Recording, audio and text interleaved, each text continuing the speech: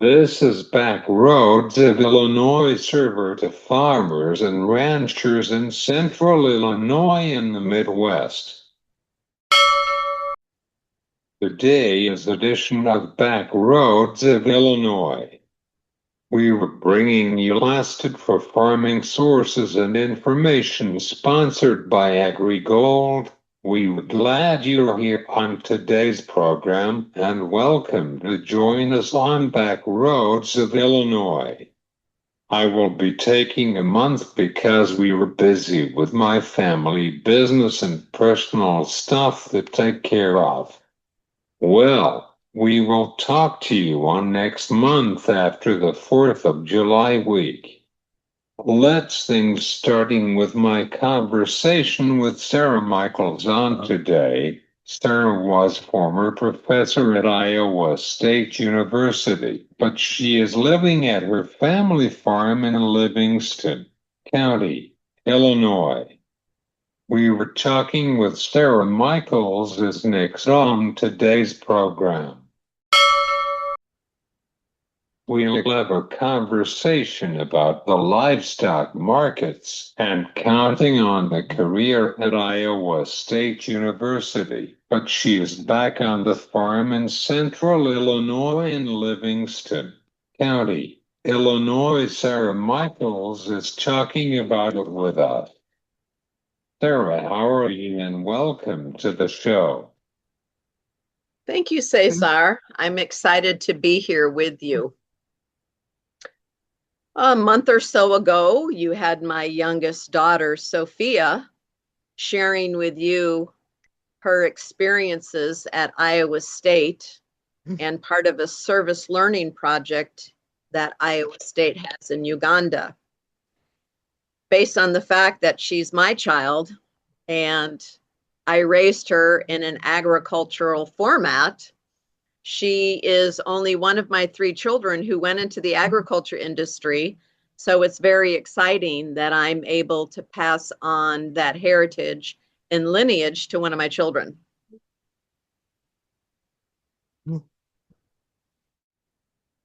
So one of the other things you had mentioned in my introduction is that I have moved back to the family farm where I grew up and where I cut my teeth on agriculture. I'm in Chenoa, Illinois, which is just 10 miles south of Pontiac or 30 miles north of Bloomington on Interstate 55.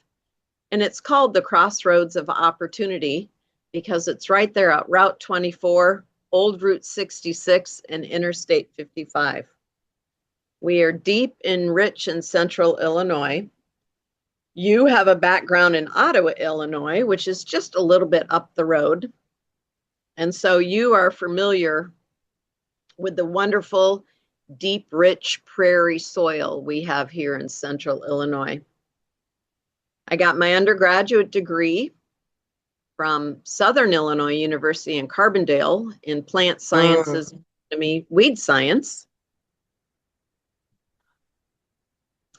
And then went on to the University of Missouri, Columbia, where I taught agriculture, where I got another degree in agriculture education, and I taught ag for 7 years. And that was wonderful and exciting for me.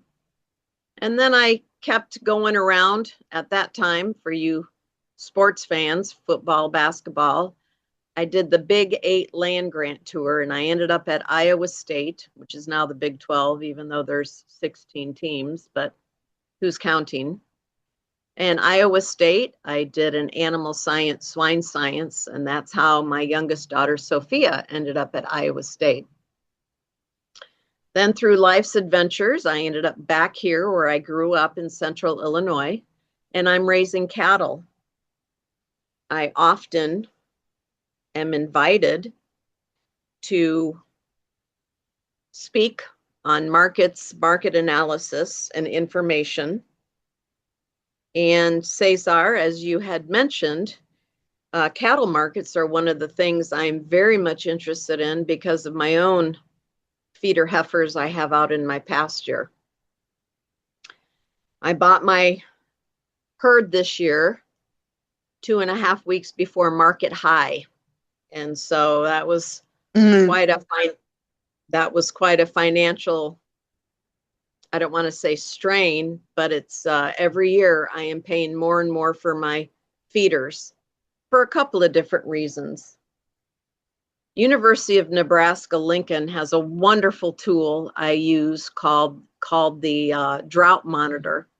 Every Thursday, the drought monitor is updated where we can look at the United States, track their weather patterns and the rainfall to see how the droughts are impacting the agriculture industry across the United States. If you were to look at that drought monitor today, you would be horrified to see the state of Texas in a bright red or deep red burgundy drought. They are having historic droughts. What I would say is the western half of the state of Texas. Now, what does that have to do with cattle? Texas is the #1 cattle producing state in the United States. And so because of that, they're not getting the rates of gain. They are having to feed their cattle. They're having to cull their herds, and that's impacting the domestic cattle market. The other thing that is impacting the cattle market is what's called the New World screwworm, and that is down in Central and South America, and that has a negative impact on the cattle herds. Secretary of Agriculture Rollins, USDA Secretary of Ag Rollins, has put a stop on importing cattle from certain countries because of the New World screwworm. We want to make sure we get that handled in Mexico and South America so we don't have herd infestations here in the United States. So because of the historic drought and this potential insect infestation, cattle markets, it's the old Econ 101, supply and demand, where when we have a reduced supply but an increase in demand, prices go up.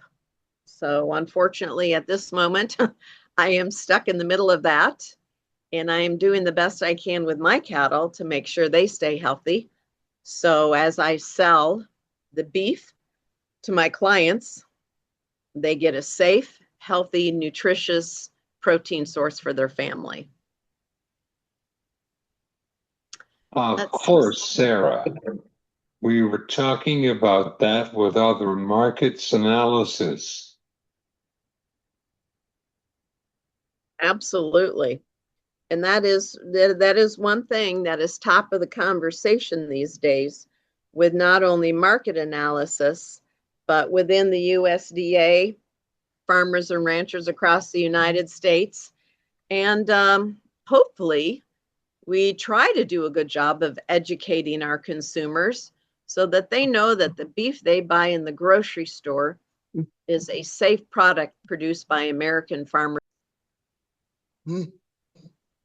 Of course.